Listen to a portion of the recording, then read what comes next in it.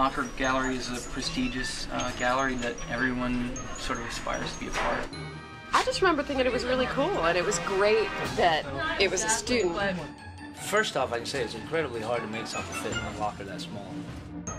It's really interesting to tell people about it. You know, I'm like, I'm having a really small opening tonight, and they're like, what? Like, it's in a locker. I'm like, what are you talking about?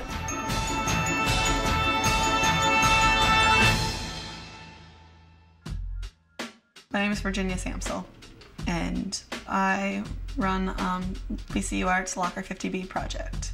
It's approximately 12 inches across, 14 inches tall, and 19 inches deep. The floor is made from lathing that I got at a dollhouse store. The walls are foam core. The lighting is white LED lights that are powered from a 6-volt battery in the locker above it. And then we also have it so that there's a weight-sensitive mat that, you know, kind of completes the circuit for the lights to turn on. Well, when I was in school, I always worked small, and I had everything from one semester in that space. So it was my locker, and I had stored all of my work in there. And so when I showed people my work, I'd be like, oh, it's down the hallway, and I'd be pulling pieces out of the locker at the time, and people would tease me and joke me a little bit and say it's like a little gallery. So over spring break, I turned it into a little gallery. So that's how it kind of started.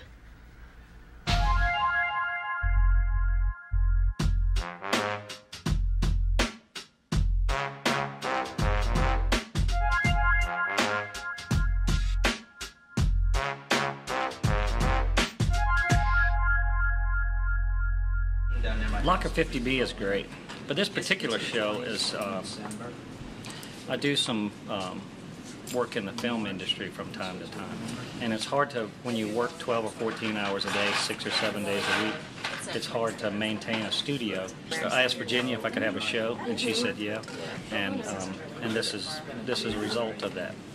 I like this show because it's, and I said jokingly earlier that, you know, it was the first monumental work we've had in there, but the work really fits the space well.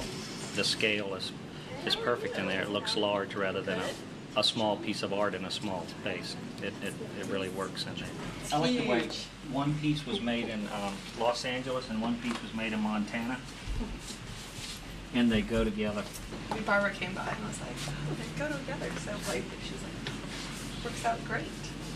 We'll have to take it on the road.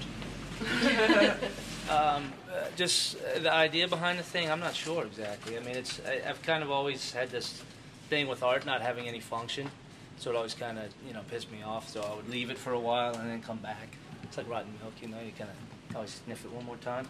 So I try to make these sculptures that, you know, they look like they have some sort of implied function, because at least in my mind it does something. Even if its object is to do nothing, it's still, that's its function, if that makes sense. And I like the idea of them being adjustable. It's something I used to play around with, the idea that you could come in, if you didn't like it, you could just change the angles and move the counterweights and it would look a different way. It's just a cool thing. And people are disappointed when there's not a show in there, and they're disappointed when it's not well maintained. And so we just decided we wanted to support it. So we asked Virginia if she would come back and do it for us.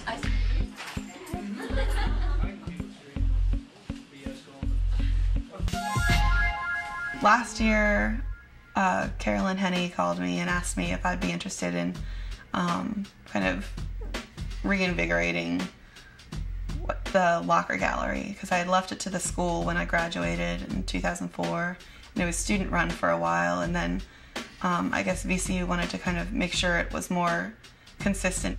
But VCU created a small position so that I can, you know, run the space and have it be more consistent and set hours aside to make sure that I can get in touch with people and make cards and install the work. So that's why I'm back at VCU. It's definitely different from when I was in school doing the same kind of work. It's definitely has a different feel, and the locker's got a kind of different motive, I think. So whereas before it was just my project and I could do it if I wanted to, and if I really wanted to stop, I could. But now I think it's nice that VCU has tried to support it and so that it can keep going, like I don't have to be there. It's a little portrait of me when I was a kid, and it says light eyes, dark hair, and normal number of fingers. So that was a description of like kind of the average person. So I was a painting and printmaking major and had a sculpture minor as well. I was actually in between going to American for international studies or VCU for art, and it kind of just came down to I decided I'd rather do art.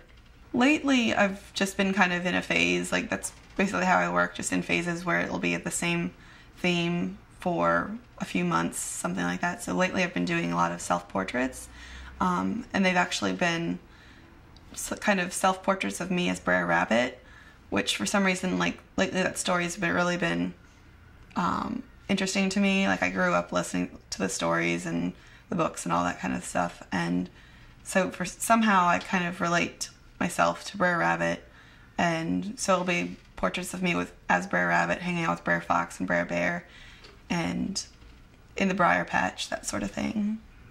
When I was in high school, it was just kind of, didn't have a particular direction. It was similar, like in style, to how I work now, but it wasn't as defined.